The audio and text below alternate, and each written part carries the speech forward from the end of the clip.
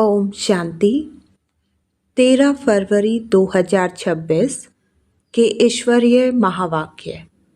पहले सुनते हैं मुरली के कुछ मुख्य पॉइंट्स। मीठे मीठे सिक्की लदे रूहानी बच्चों, आज की प्रातः मुरली में बाप दादा हमें एक बहुत गहरी सच्चाई समझा रहे हैं कि यह मनुष्य सृष्टि का झाड़ अब तमो प्रधान और जड़ीभूत हो चुका है। आदि सनातन देवी देवता धर्म का फाउंडेशन सड़ चुका है और मनुष्य अपने असली धर्म को भूल चुका है। आज बाप हमें फिर से हमारी सच्ची पहचान दिलाने आए हैं कि हम कौन थे, कैसे थे और फिर से क्या बन सकते हैं। तो चलिए जानते हैं पॉइंट्स। पहला पॉइंट है, मनुष्य सृष्टि का झाड़ तमो प्रधान हो चुका है। आदि सनातन देवी देवता धर्म का फाउंडेशन कमज़ोर हो गया है। भारत में लोग अपने असली धर्म को भूल चुके हैं। खुद को हिंदू कहते हैं, पर हिंदू धर्म की स्थापना किसने की यह नहीं जानते। असली पहचान भूल जाना ही पतन का कारण है। पॉइंट नंबर 2, देवता कौन थे? देवता पवित्र थे। आज मनुष्य अपवित्र है, इसलिए स्वयं को देवता नहीं कहते। 5 विकार मतलब काम, क्रोध, लोभ, मोह, अहंकार आधा कल्प से चले आ रहे हैं। मेहनत एक जन्म की है, पर विकार आधा कल्प के हैं। पॉइंट नंबर 3, धर्म भ्रष्ट और कर्म भ्रष्ट। सतयुग में श्रेष्ठ कर्म होते हैं, कलयुग में छीछी कर्म होते हैं। इसलिए आज का समय धर्म भ्रष्ट और कर्म भ्रष्ट कहलाता है। पॉइंट नंबर 4, फिर से श्रेष्ठ धर्म की स्थापना। बाप आए हैं नर से नारायण बनाने। यह पाठशाला मनुष्य से देवता बनाने की है। श्रीमत पर चलने से रज़ाई का तिलक मिलता है। जितना याद में रहेंगे उतना राजाओं का राजा बनेंगे। पॉइंट नंबर 5, धारणा के मुख्य बिंदु। एक मत, एक राज्य, एक धर्म की स्थापना के निमित्त बनना। विकारों को छोड़ने की मेहनत करना, पढ़ाई पर पूरा ध्यान देना। तो चलिए अब सुनते हैं मुरली को विस्तार से। 13 फरवरी 2026। मीठे बच्चे, यहाँ तुम्हारा सब कुछ गुप्त है, इसलिए तुम्हें कोई भी ठाठ नहीं करना है। अपनी नई राजधानी के नशे में रहना है। प्रश्न, श्रेष्ठ धर्म और देवी कर्म की स्थापना के लिए तुम बच्चे कौन सी मेहनत करते हो? उत्तर, तुम अभी 5 विकारों को छोड़ने की मेहनत करते हो, क्योंकि इन विकारों ने ही सबको भ्रष्ट बनाया है। तुम जानते हो, इस समय सभी दैव्य धर्म और कर्म से भ्रष्ट है। बाप ही श्रीमत देकर श्रेष्ठ धर्म और श्रेष्ठ देवी कर्म की स्थापना करते हैं। तुम श्रीमत पर चल बाप की याद से विकारों पर विजय पाते हो। पढ़ाई से अपने आप को राज तिलक देते हो। गीत तुम्हें पाके। मीठे मीठे रूहानी बच्चों ने यह गीत सुना। रूहानी बच्चे ही कहते हैं कि बाबा, बच्चे जानते हैं यह बेहद का बाप बेहद का सुख देने वाला है, अर्थात वह सभी का बाप है। उनको सब बेहद के बच्चे आत्माएं याद करते रहते हैं। किस न किस प्रकार से याद करते हैं, परंतु उनको यह पता नहीं है कि हमको कोई उस परम पिता परमात्मा से विश्व की बादशाही मिलती है। तुम जानते हो, हमको बाप जो सतयुगी विश्व की बादशाही देते हैं, वह अटल, अखंड, अढोल है। वह हमारी बादशाही 21 जन्म कायम रहती है। सारे विश्व पर हमारी रज़ाई रहती है, जिसको कोई छीन नहीं सकता, लूट नहीं सकता। हमारी रज़ाई है अढोल, क्योंकि वहाँ एक ही धर्म है, द्वैत है नहीं, वह है अद्वैत राज्य। बच्चे जब भी गीत सुनते हैं तो अपनी राजधानी का नशा आना चाहिए। ऐसे ऐसे गीत घर में रहने चाहिए। तुम्हारा सब कुछ है गुप्त, और बड़े बड़े आदमियों का बहुत ठाठ होता है। तुमको कोई ठाठ नहीं है। तुम देखते हो बाबा ने जिसमें प्रवेश किया है वह भी कितना साधारण रहते हैं। यह भी बच्चे जानते हैं, यहाँ हर एक मनुष्य अनराइट छीछी काम ही करते हैं, क्योंकि बेसमझ कहा जाता है। बुद्धि को बिल्कुल ही ताला लगा हुआ है। तुम कितने समझदार थे, विश्व के मालिक थे। अभी माया ने इतना बेसमझ बना दिया है जो कोई काम के नहीं रहे हैं। बाप के पास जाने के लिए यज्ञ तप आदि बहुत करते रहते हैं, परंतु मिलता कुछ भी नहीं है। ऐसे ही धक्के खाते रहते हैं। दिन प्रतिदिन अकल्याण ही होता जाता है। जितना जितना मनुष्य तमो प्रधान हो जाते हैं उतना उतना अकल्याण होना ही है। ऋषि मुनि जिनका गायन है वह पवित्र रहते थे, नेति नेति कहते थे। अभी तमो प्रधान बन गए हैं तो कहते हैं शिवोहम तत्त्वम सर्वव्यापी है, तेरे मेरे में सब में है। वो लोग सिर्फ परमात्मा कह देते हैं, परम पिता कभी नहीं कहेंगे। परम पिता उनको फिर सर्वव्यापी कहना यह तो रॉन्ग हो जाता है, इसलिए फिर ईश्वर व परमात्मा कह देते हैं। पिता अक्षर बुद्धि में नहीं आता है, करके कोई कहते भी हैं तो भी कहने मात्र। अगर परम पिता समझे तो बुद्धि एकदम चमक उठे। बाप स्वर्ग का वर्षा देते हैं, वह है ही हेवनली गॉड फादर। फिर हम नर्क में क्यों पड़े हैं? अब हम मुक्ति, जीवन मुक्ति कैसे पा सकते हैं? यह किसकी भी बुद्धि में नहीं आता है। आत्मा पतित बन पड़ी है। आत्मा पहले सतो प्रधान समझदार होती है, फिर सतो रजो तमो में आती है, बेसमझ बन पड़ती है। अभी तुमको समझ आई है।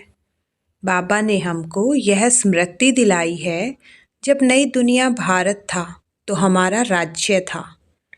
एक ही मत, एक ही भाषा, एक ही धर्म, एक ही महाराजा महारानी का राज्य था।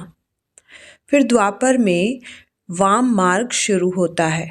फिर हर एक के कर्मों पर मदार हो जाता है। कर्मों अनुसार एक शरीर छोड़ दूसरा लेते हैं।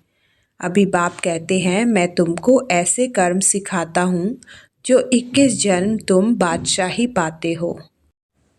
भले वहाँ भी हद का बाप तो मिलता है, परंतु वहाँ यह ज्ञान नहीं रहता कि यह रज़ाई का वर्षा बेहद के बाप का दिया हुआ है।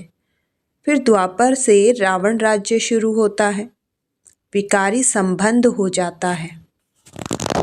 फिर कर्मों अनुसार जन्म मिलता है। भारत में पूज्य राजाएं भी थे, जो पुजारी राजाएं भी थे। सतयुग त्रेता में सब पूज्य होते हैं, वहाँ पूजा व भक्ति कोई होती नहीं। फिर द्वापर में जब भक्ति मार्ग शुरू होता है तो यथा राजा रानी तथा प्रजा पुजारी भक्त बन जाते हैं। बड़े से बड़ा राजा जो सूर्यवंशी पूज्य था वह पुजारी बन जाते हैं।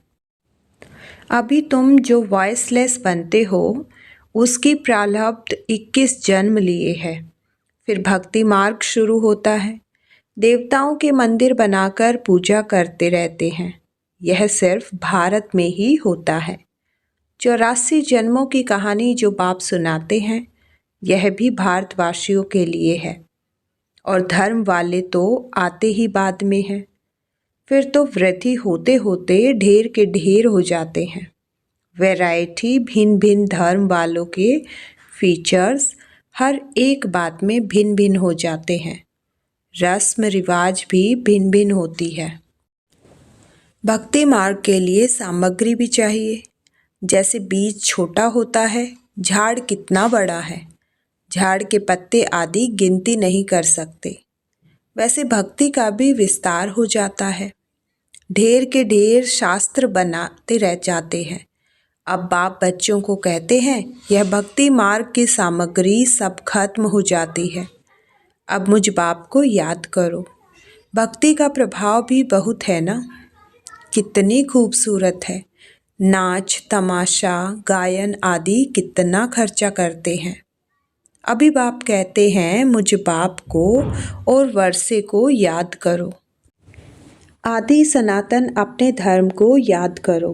अनेक प्रकार की भक्ति जन्म जन्मांतर तुम करते आए हो। सन्यासी भी आत्माओं के रहने के स्थान तत्व को परमात्मा समझ लेते हैं। ब्रह्मा व तत्व को ही याद करते हैं। वास्तव में सन्यासी जब सतो प्रधान है तो उन्हों को जंगल में जाकर रहना है, शांति में। ऐसे नहीं कि उन्हों को ब्रह्मा में जानकर लीन होना है। वह समझते हैं ब्रह्मा की याद में रहने से, शरीर छोड़ने से ब्रह्मा में लीन हो जाएंगे। बाप कहते हैं, लीन कोई हो नहीं सकते। आत्मा तो अविनाशी है ना, वह लीन कैसे हो सकती है। भक्ति मार्ग में कितना माथा कूट करते हैं, फिर कहते हैं भगवान कोई न कोई रूप में आएंगे। अब कौन राइट। वह कहते हम ब्रह्मा से योग लगाए ब्रह्मा में लीन हो जाएंगे। गृहस्थ धर्म वाले कहते भगवान किसी न किसी रूप में पतितों को पावन बनाने आएंगे। ऐसे नहीं कि ऊपर से प्रेरणा द्वारा ही सिखलाएंगे। टीचर घर बैठे प्रेरणा कैसे करेंगे क्या, प्रेरणा अक्षर है नहीं। प्रेरणा से कोई काम नहीं होता। भले शंकर की प्रेरणा द्वारा विनाश कहा जाता है, परंतु है यह ड्रामा की नूत। उन्हों को यह मुसल आदि तो बनाने ही है। यह सिर्फ महिमा गाई जाती है। कोई भी अपने बड़ों की महिमा नहीं जानते। धर्म स्थापक को भी गुरु कह देते हैं, लेकिन वे तो सिर्फ धर्म स्थापन करते हैं। गुरु उनको कहा जाता है जो सख्ती करे। वह तो धर्म स्थापन करने आते हैं। उनके पिछाड़ी उनकी वंशावली आती रहती है। सख्ती तो किसकी करते ही नहीं, तो उनको गुरु कैसे कहेंगे। गुरु तो एक ही है, जिसको सर्व का सख्ती दाता कहा जाता है। भगवान बाप ही आकर सबकी सख्ती करते हैं। मुक्ति जीवन मुक्ति देते हैं। उनकी याद कभी किसी से छूट नहीं सकती। भले पति से कितना भी प्यार हो, फिर भी हे भगवान हे ईश्वर जरूर कहेंगे, क्योंकि वही सर्व का सख्ती दाता है। बाप बैठ समझाते हैं, यह सारी रचना है। रचयिता बाप मैं हूँ। सबको सुख देने वाला एक ही बाप ठहरा। भाई भाई को वर्षा नहीं दे सकते। वर्षा हमेशा बाप से मिलता है। तुम सभी बेहद के बच्चों को बेहद का वर्षा देता हूँ, इसलिए ही मुझे याद करते हैं। हे परमपिता क्षमा करो, रहम करो। समझते कुछ भी नहीं। भक्ति मार्ग में अनेक प्रकार की महिमा करते हैं। यह भी ड्रामा अनुसार अपना पार्ट बजाते रहते हैं। बाप कहते हैं, मैं कोई इन्हों के पुकारने पर नहीं आता हूँ। यह तो ड्रामा बना हुआ है। ड्रामा में मेरे आने का पार्ट नुधा हुआ है।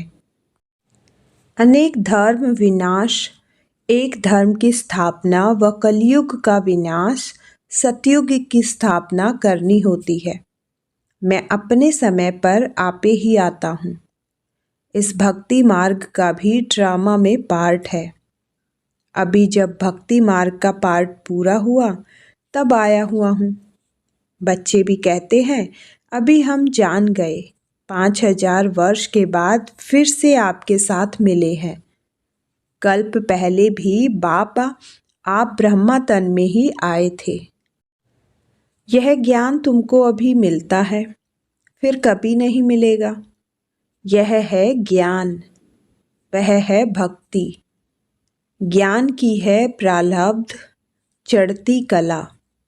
सेकंड में जीवन मुक्ति कहा जाता है। कहते हैं जनक ने सेकंड में जीवन मुक्ति पाई। क्या सिर्फ एक जनक ने जीवन मुक्ति पाई? जीवन मुक्ति अर्थात जीवन को मुक्त करते हैं इस रावण राज्य से। बाप जानते हैं जब बच्चों की कितनी दुर्गति हो गई है, उन्हों की फिर सख्ती होनी है। दुर्गति से फिर ऊंच गति मुक्ति जीवन मुक्ति को पाते हैं। पहले मुक्ति में जाकर फिर जीवन मुक्ति में आएंगे, शांति से फिर सुखधाम में आएंगे। यह चक्र का सारा राज बाप ने समझाया है। तुम्हारे साथ और भी धर्म आते जाते हैं। मनुष्य सृष्टि वृद्धि को पाती जाती है। बाप कहते हैं इस समय यह मनुष्य सृष्टि का झाड़ तमो प्रधान जड़ जड़ीभूत हो गया है। आदि सनातन देवी देवता धर्म का फाउंडेशन सारा सड़ गया है। बाकी सब धर्म खड़े हैं।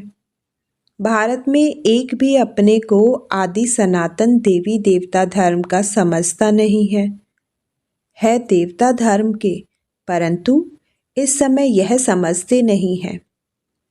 हम आदि सनातन देवी देवता धर्म के थे क्योंकि देवताएं तो पवित्र थे। समझते हैं हम तो पवित्र है नहीं। हम अपवित्र पतित अपने को देवता कैसे कहलाएं? यह भी ड्रामा के प्लान अनुसार रस्म पड़ जाती है हिंदू कहलाने की।